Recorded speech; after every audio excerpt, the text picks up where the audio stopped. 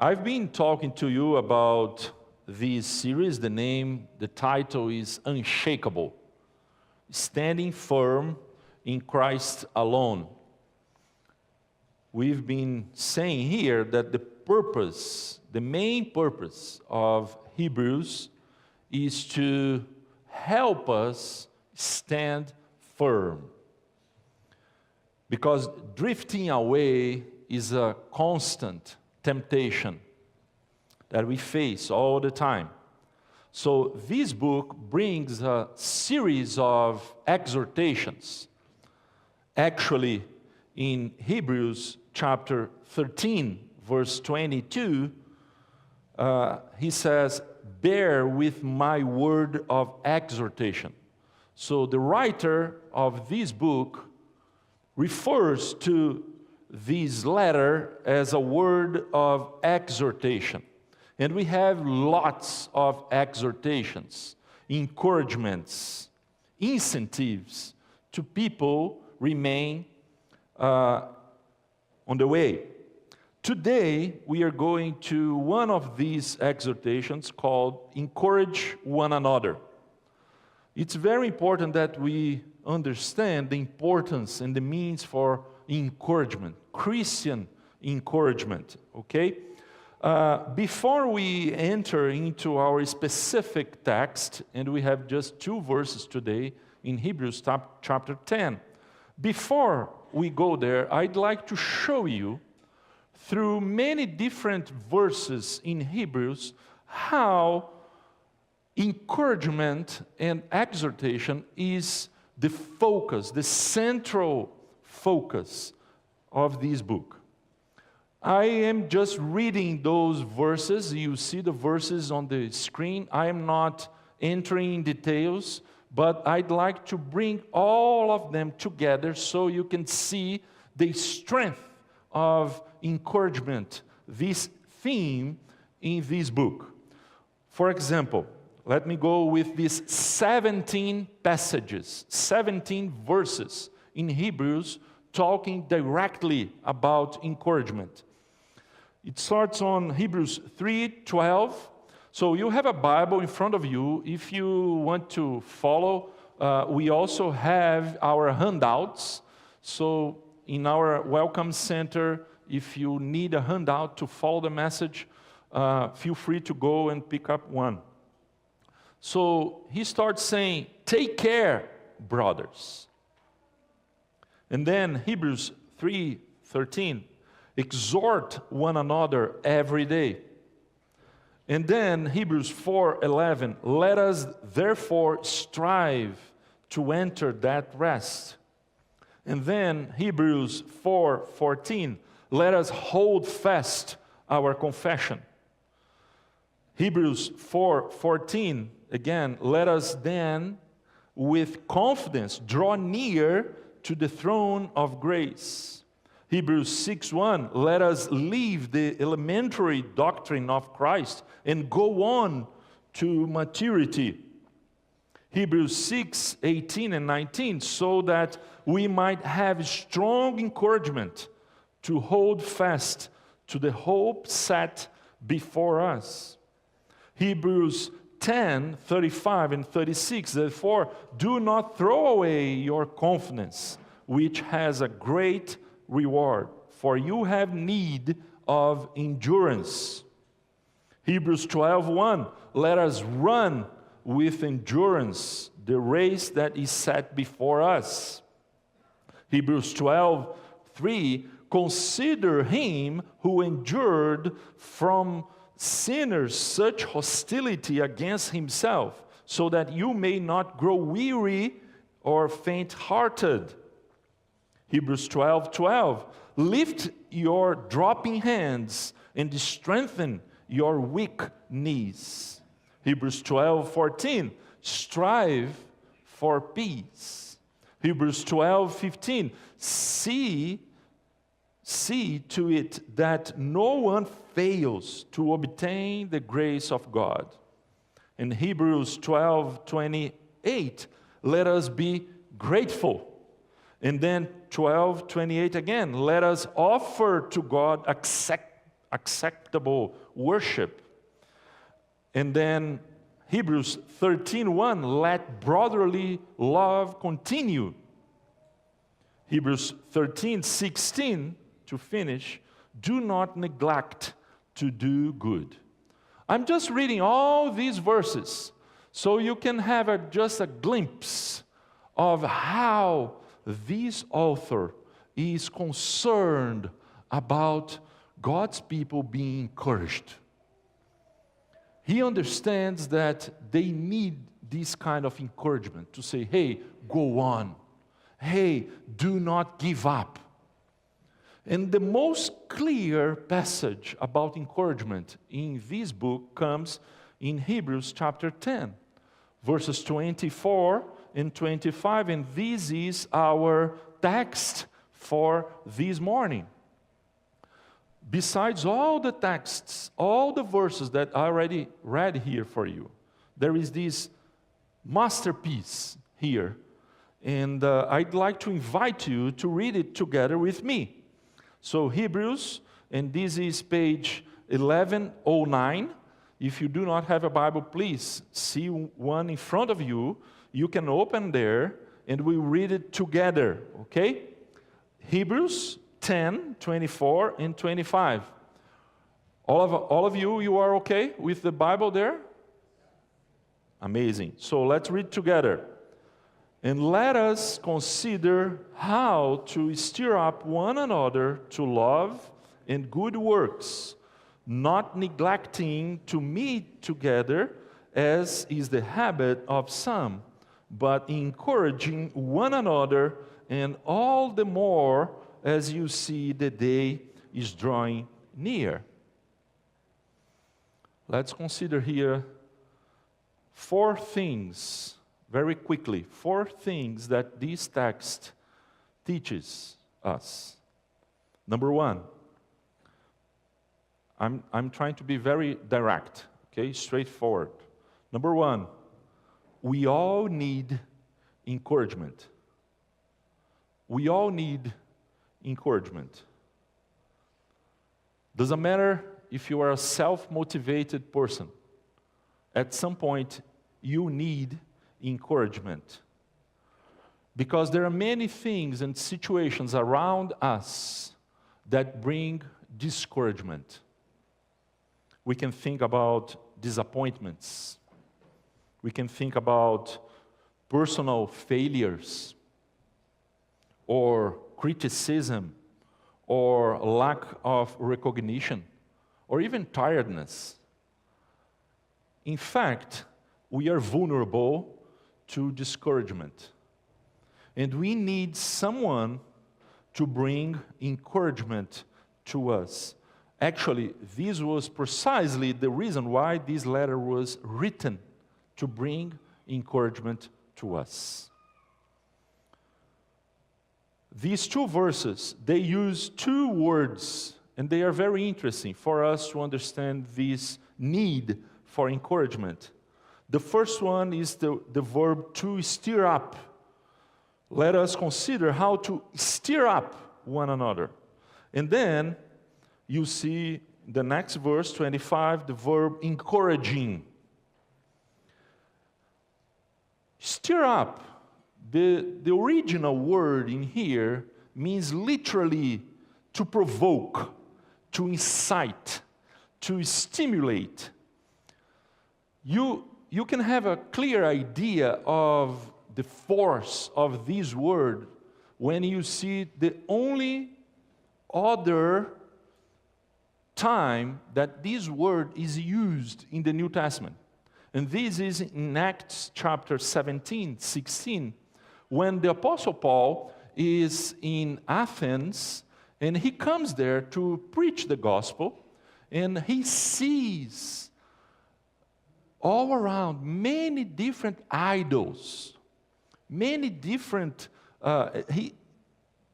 he's really saturated with the idolatry of that city. And in this verse, the Bible says that his spirit, Paul's spirit, was being provoked within. the verb used there is the same word here to stir up. It's a strong provocation. It is something that comes from outside to stimulate, to incite, to provoke your feelings in a way that you won't be in peace until you move, until you react. So, to stir up is something related to a person that is in a kind of inertia. And the person needs to move, but the person is so accommodated. And then the apostle, the writer here is saying, let us consider how to stir up. So, how to provoke, to incite one another in a way that we get on the move. Imagine something that is stopped, but needs to move. Here in Canada, when we have our amazed winter, and we have lots of snow, time to time, our cars, they are stuck in the snow, right? I remember one day, one of the first times that Mauricio called me was precisely because his car was stuck. And he called us, and we went there because the car was not moving. And we need to push the car, to put the car in movement. This is precisely the meaning of to stir up. Because sometimes we are stuck in life with our discouragement, and we need someone to come to us and to push us, to put us in movement. This is precisely the meaning of this text, this verb. And the other verb, it's also interesting because it's the other side of the coin. When he says encouraging, and the word here is a very known verb in the New Testament, the Greek verb parakaleo, which means to call alongside. And the idea of this verb is that you are on the move, but you are tired. And you are, almost stopping. You are being tempted to give up. And then there is a person that comes to your side to say to you, hey, do not give up. Go on. Do not give up. This is almost the word that is used here for a kind of advocate. Someone that comes to you when you are in trouble and you need someone to help you go on with this trouble, okay? So notice that there is a nuance in these two verbs. The first one is the action of putting someone on move. And the other verb is about saying to someone, hey, don't give up, don't stop, right? You see there are two different kinds of encouragement. And the word, it's especially important here because at the end of this verse, he says, and all the more as you see the day drawing near. All the more as you see the day drawing near. What does it mean? It's not just a matter of judgment. Because many times when the word the day with D, capital D, it's the day of the coming of Christ, the second coming.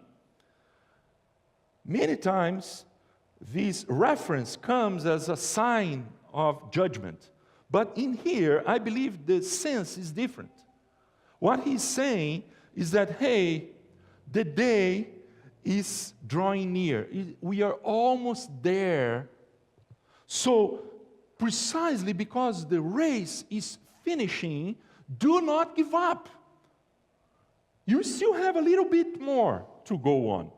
So this comes not as a judgment, but as a comfort to them, saying that, hey, the race is finishing.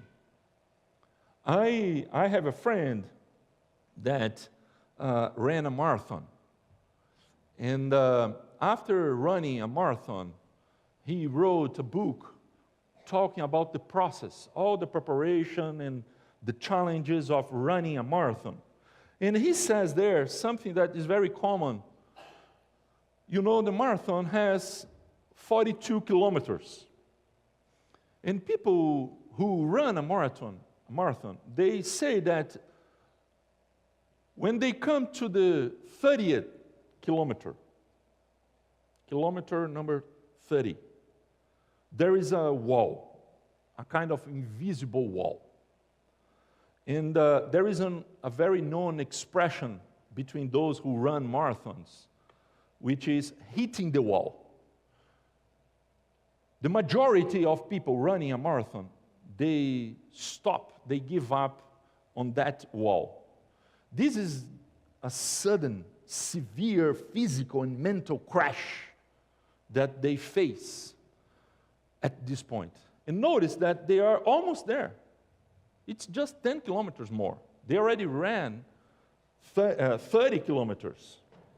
But then they say, this is what they say, and I read this in the book, that if you have someone running with you, if you have someone right beside you, encouraging you and saying, hey, go on, your chances are way bigger to overcome this wall. But if you are alone without anybody, your chances are very small to overcome this point.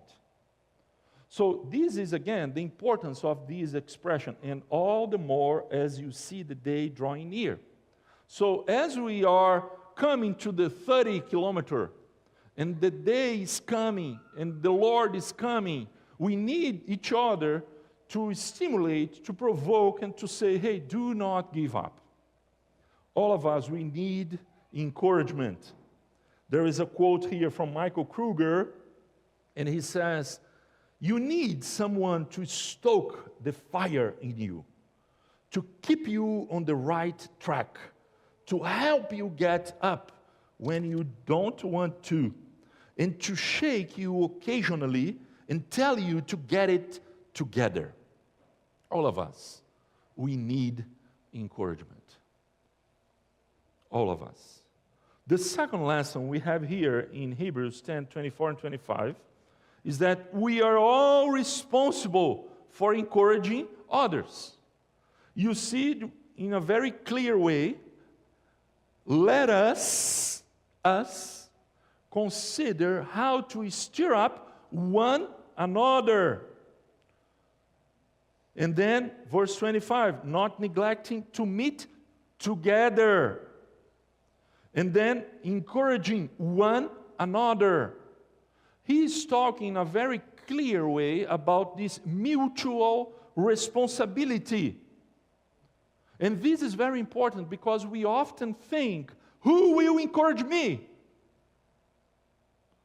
But we should ask ourselves another question. Who am I encouraging? It's very important to have this sense of responsibility about our role as encouragers. Every believer is a ministry to others. Of course, there is a job, there is an importance for the church leadership to encourage the church. But in here, we are talking about our mutual responsibility.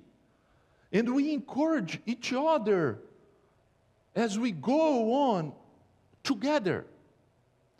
I'm not sure if you saw these, probably you saw this shocking picture this week about Conan, the Canadian soccer player, this week.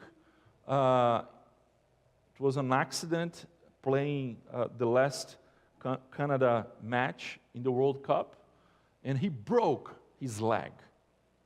Imagine the pain you see based on the face, the pain of this guy, and the bench was shocked because it happens right in front of the bench. And the precise moment that this happened and the doctors came, the whole team was around, surrounding that guy, in giving him support.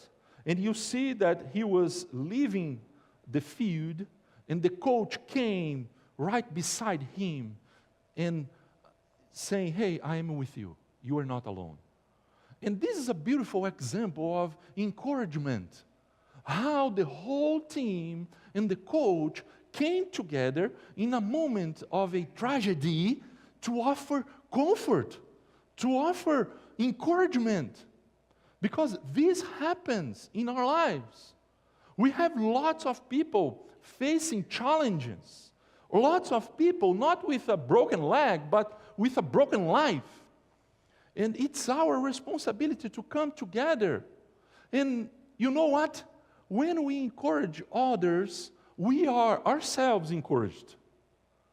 And the interesting thing is that after that, this guy went to the hospital, and he had a surgery, and he returned to the hotel. And he was welcomed by the whole team outside the hotel, because the whole team was very moved to give him support in a moment like that. And there was one interview with another player, and notice here what he said. I have the quote. He said, for us to be at our best, he is a big part of it, talking about Conan. But look, it's given us now something else to play for. That's what this team is all about. It really is a brotherhood. So it's really difficult to see one of our brothers go down. But look, if we needed any extra motivation for this tournament, we got it now. Notice here, when they encourage others, they are themselves encouraged. And let me say something to you. I'm cheering for Canada, okay? Brazil, a little bit, but Canada, I'm Canada now. Okay, I had to do this because I have a Canadian passport, so I need to honor this country. But this is beautiful, and let me say something.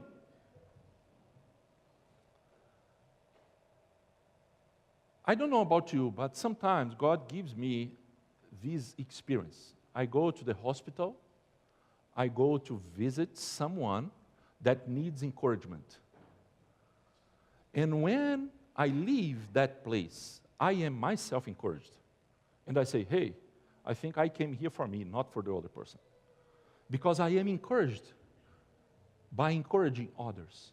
And this is how this dynamic, this mutuality works. We are all responsible for encouraging others. So we should look around and see, hey, is there someone that needs encouragement today, that I am blind, that I am not seeing, and I need to see and offer something? Second lesson, we all need encouragement. So, first and second lesson. Number one, we all need encouragement. Second lesson, we are all responsible for encouraging others. The third lesson we see here in these two verses. Encouragement requires intentionality. We do not need effort to bring discouragement. Just let it go. If you do nothing, you are bringing discouragement. We do not need to stir up someone to hate, because it's natural. But we need to stir up someone to love and good works, because this is countercultural, counterintuitive. So we need intentionality. The word here starts, verse 25, saying, let us consider, which means literally, let us pay careful attention, observe intentionally. Encouragement begins with noticing. And we need to open our eyes and be intentional in offering encouragement. Because if we just do nothing, we are bringing discouragement. So to offer encouragement, we need to be intentional. This is the third lesson that we see here very clearly. The fourth one is that encouragement requires presence, proximity. Notice there is a connection here when he says, hey, let us consider how to stir up one another to love and good works. And he says, not neglecting to meet together. And he will say, but encouraging one another. So there is a connection between meeting together and being encouraged. So it's important to realize that our presence brings encouragement to other people. And this is very important because the lesson here is that we do not come together just for ourselves, just for our sake, but for others. Absence affects more than ourselves. The point is that when I miss, when I am absent, it's not about me, but about others. Because church attendance is not merely about what I receive. It is about what others lose when I am absent. It's very important. And it's not enough to highlight that. Because many times we think that, okay, today I just have other plans, or I'm feeling not so well. I prefer to watch the service online. And usually, let me say, I'm not trying to be legalist here, right? But I'm trying to say that it's not so common that we have this kind of feeling, hey, I'm not so good to go to the church today, but maybe there is someone there that will miss me. There is someone there that needs my word today, my encouragement. We do not think that way. We think about ourselves. If I am not good to go, I don't go. I'm not concerned with others. But what the text is saying here is that we should strive. We should not neglect to meet together, because when we do that, we are bringing encouragement to others. So when you miss, you should be aware that you be missed. And someone that needs your touch will be missed. The concept here is the concept of connection. You have your cell phone with you, and you need to charge your cell phone. You need to connect your cell phone to a charger every day. Without the charger, you go on maybe for 24, if your cell phone is new, for 48 hours, depending on the use. But at some point, after hours, your phone, if disconnected, will be dead. Useless. So you need to be connected like a cell phone. You need to be together, connected to other people. If not, you lose encouragement and you give up on your journey. So there are 4 lessons here, very important to us. You remember the lessons? The first one, which one? We all need encouragement. The second one, we are all responsible for encouraging others. Number 3, encouragement requires intentionality. And number 4, encouragement requires presence. Beautiful. This is a very strong and beautiful exhortation to you and to me. But let me say something. We need an example. We need a very clear and practical example of this in practice to follow. Okay? It's not just theory. It's not just instruction. We have a clear example. And let me bring this example by saying something. We already said that nobody knows who wrote Hebrews. It's a great mystery who wrote this letter. And there are many different options, alternatives. And one of these options, one of these hypotheses, comes from one of the fathers of the church called Tertullian. Tertullian, in the 2nd century, affirmed that this letter was written by a very known figure in the Bible, in the early church, called Barnabas. And I confess that out of all possibilities, this one is the one that is more attractive to me. I really believe, if I can believe that, when I come to heaven, maybe the first question, God, please tell me, who wrote Hebrews? And I'm confident that the answer will be Barnabas. I cannot assure you that. But even if Barnabas is not the author of Hebrews, Barnabas is the perfect example of someone that knows how to encourage others. And let me bring you in these 10 minutes to finish that message why I'm telling this. When you go to the book of Acts, and now you make a pause in Hebrews, and you go, this is the second sermon on the morning, okay?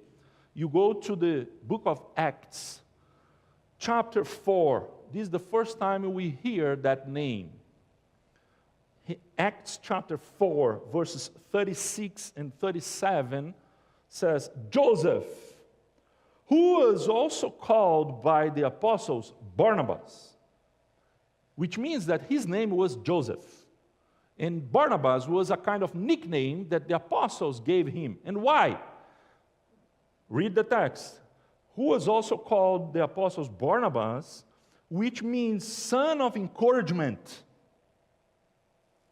Every time you see the word bar in the New Testament, bar is a kind of Aramaic prefix that means son.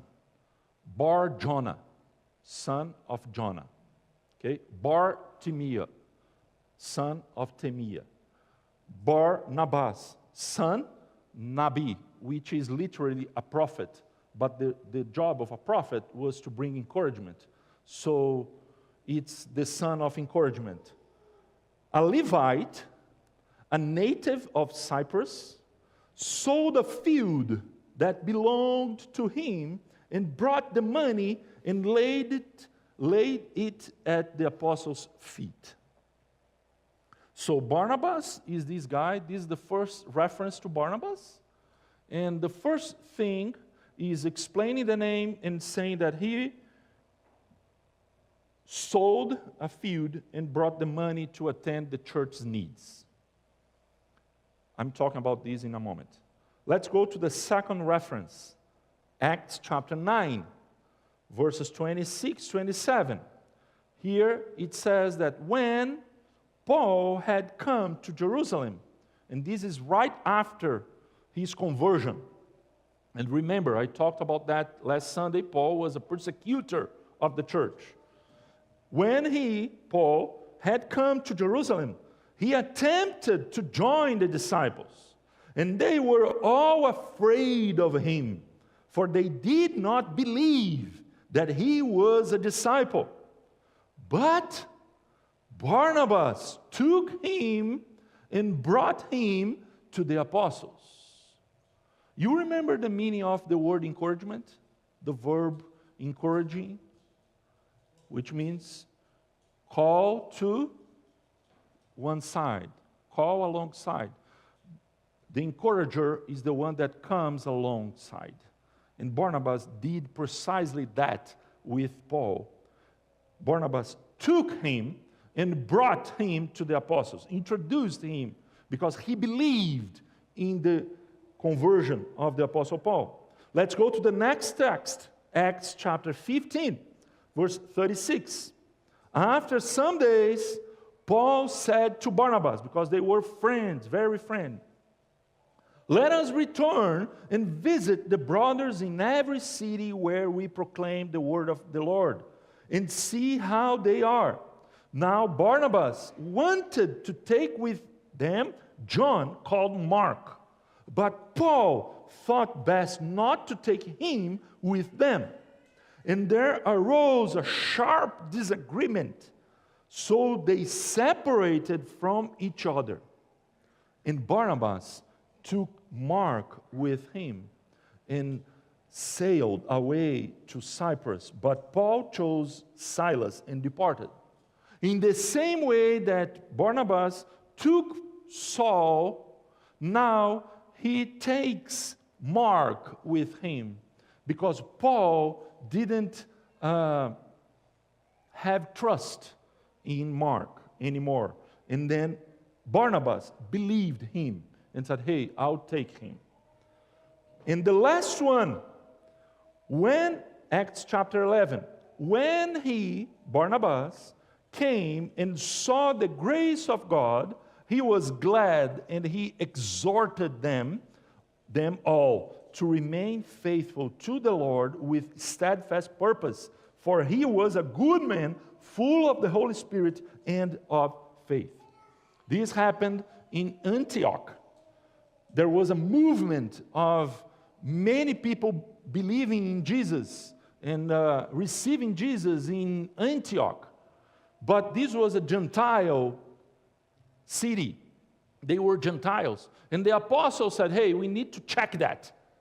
And they sent Barnabas there to see if this was genuine or not. And when he came there, he says, hey, the Bible says that he saw, and hey, wow, this is God's work. I rejoice with you. So let me try to summarize how Barnabas was an encourager. Very quickly here, how did Barnabas encourage others? Because this is a very practical example to you and to me. We have the instruction in Hebrews chapter 10, and now we have the example in Acts through Barnabas' life. Number one, through practical, sacrificial action. You remember when Barnabas sowed a field, this is not the case that Barnabas came to the church and said, hey, apostles, hey, Peter, let me encourage you. You are doing a great job. You are awesome preaching. I love your sermons, and keep going.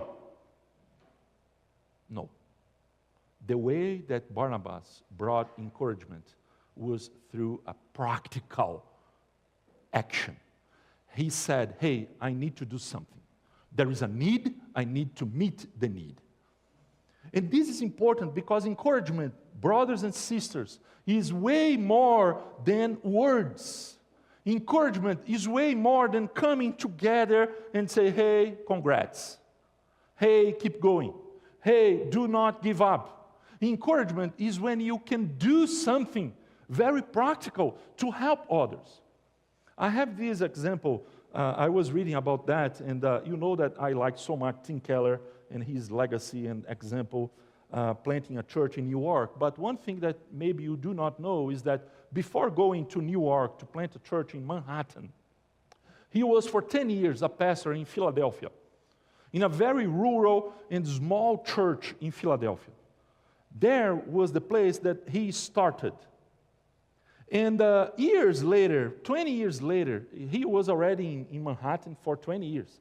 He was invited by the people, the church that he was pastoring, to come for a celebration, a special celebration. And he came to Philadelphia, and this was a very celebratory meeting, many people giving testimonies, and many people came to Tim Keller to thank him for the 10 years that he passed there with them. And Tim Keller says something very curious, that many people came to talk to him. And not one single person came to him saying, Tim Keller, I really remember your sermon. That sermon changed my life. It was a beautiful sermon. I remember what you said about this and that, and your exposition on the Gospel of John. Nobody mentioned any sermon. And notice, Tim Keller, one of the greatest preachers, but nobody mentioned that. But every single person that came to him said something like that. Tim Keller, I'm so grateful because when I was sick, you came to the hospital to visit me. Because, on my birthday, you called me and said, hey, happy birthday. And when I was in need of someone to push my car in the middle of the snow, you came to help me. And all of them, they were mentioning very practical things, day by day, where Tim Keller was present in their lives. What I'm trying to say here, through this example and through Barnabas, is that encouragement comes through practical. Your actions, they speak louder than your words. Maybe you think, no, I'm bringing encouragement through my words. The question is, what about your actions, your attitudes? I have here a 60-second movie, a very simple, it's a silly movie, but I was watching this, and this is amazing to illustrate what I'm trying to say here. Let's take a look. First piece of tape.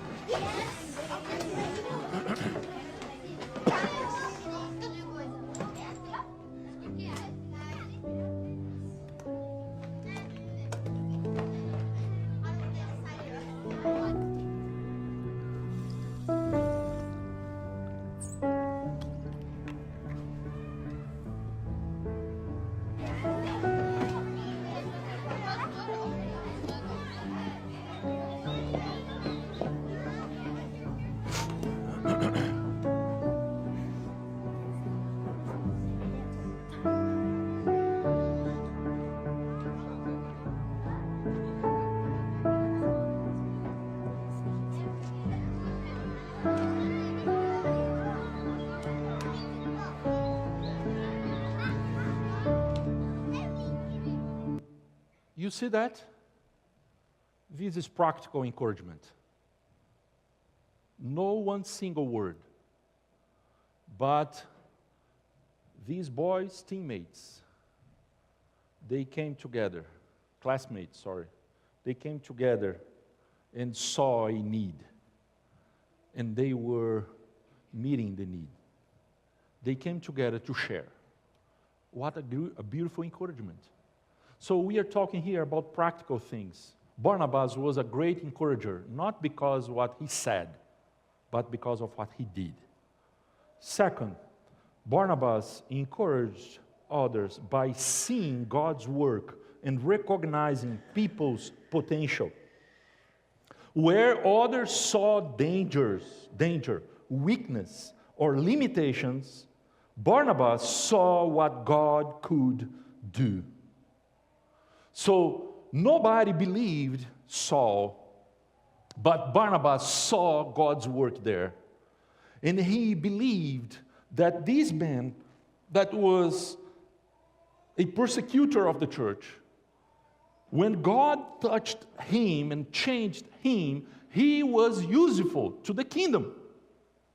So Barnabas went beyond the label. He didn't see the persecutor. Or when he called Mark, he didn't see the weak. No, he believed in what God was capable to do in someone's life. And let me tell you something. Today is Father's Day. And maybe some of you had a father that didn't believe you.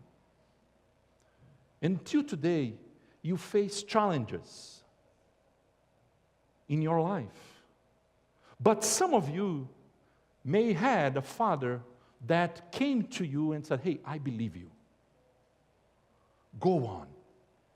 And what a difference a father can do in the life of a child. I had a father like that all the time came to me and gave me opportunities and said to me, hey, go on. Do not give up. I believe that we as fathers, we have a great responsibility in that. And also, if you are a child, you have a great responsibility toward your father as well. Because it's not easy to be a father. And sometimes we are weak and we are tempted to give up, and we are tired, and we need someone that we love in the family to come and say, hey, go on, I'm here for you. So, by seeing God's work and recognizing people's potential. Third one, through patient trust in God's timing. And this was precisely what he did with John Mark. He did not force growth. He walked with people and gave space for grace to mature. So Mark was immature. Mark was not ready. And the Apostle Paul was not wrong in his reading of the situation, his assessment about John Mark. But Barnabas was willing to go beyond and said, hey, I know you are not ready, but come with me. I won't leave you. Come with me, and I will walk with you so the full potential of God will be accomplished in your life. And the interesting thing is that later on, when Paul was already a very old man, he writes a letter to Timothy, and Timothy was in Ephesus. And he says, hey, please send someone to bring my books, because I love my books. And also, send me John Mark, because he's useful to me. So, Barnabas did a good job in maturing John Mark. So, through patient trust in God's time. So, a beautiful way to encourage others is not just to judging them when they fail, but to forgiving them and to giving them another opportunity to grow. Because all of us, we need new chances. We need second chances. Because we will fail all the time. And we need someone that comes to us and say, hey, go on. I am so grateful, brothers and sisters, for what this church has done in my life. You cannot imagine the gratitude that I have towards this church. Because when I came here 9 years ago, almost 10 years, in December, 10 years, I was not able to speak one single word in English. And I had to come here, and Mauricio and Jason and others, they were translating me all the time. And I remember the first time that I had to preach in English. And I wrote my whole sermon, and I was here that way. I didn't see any of you. And I said, good morning, and I read everything. And I was sweating.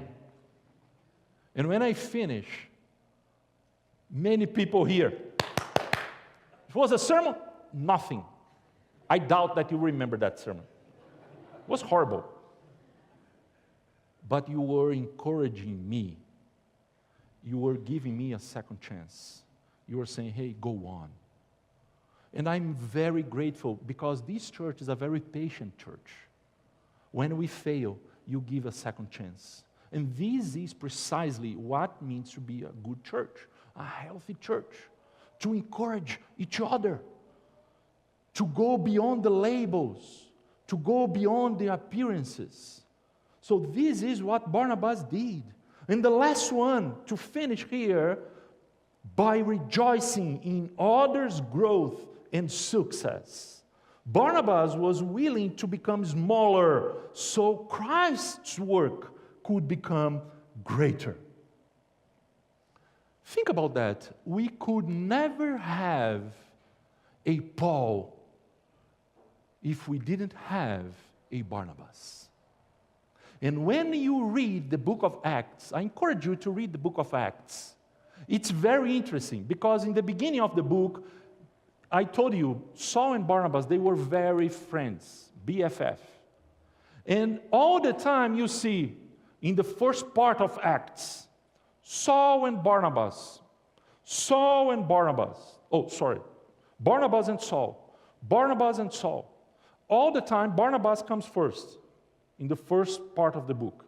And then, suddenly, from one moment to another, the narrative changes. And starts saying, Paul and Barnabas, Paul and Barnabas, Paul and Barnabas. Which means that Barnabas trained Saul and gave him opportunities and was walking alongside him to the point that there was a moment when Paul was striving and Paul became the leader and Paul was coming alongside Barnabas. And this is beautiful because Saul was able to rejoice in others' growth and success. And this is encouragement. When we see, and there is something very sinful in us, when we see others' success, our human, sinful nature is always coming to say, hey, why he and not me? We are uncomfortable with others' success. But Barnabas shows us what it means to be a holy person. When we see what God is doing, we rejoice. We are glad with this. We rejoice. Even if I am not the center of the action, I rejoice because I see this is God's work. And this was precisely what he did when he went to Antioch. So, to finish, 4 things that define Barnabas' encouragement and bring an illustration, a live illustration to Hebrews chapter 10. Barnabas encouraged others by actions, not simply words, by having a vision of potential, by patience, being patient with others, and through joy in others' growth. Here, you have a beautiful example. You want to be a source of encouragement to your brothers and sisters at the church? Look at Barnabas. You have here a map for you. You want to be a source of encouragement to your wife, to your husband, to your kids, to your teammates, classmates, other people. Here, you have a beautiful example of that, of how to be an encourager. And I'd like to finish by saying something here. Today, actually, I'd like to finish with a question and then I'll say something after that. The question for you and for me, how do people feel when they get close to you? And I am intentionally provoking you and me with that question.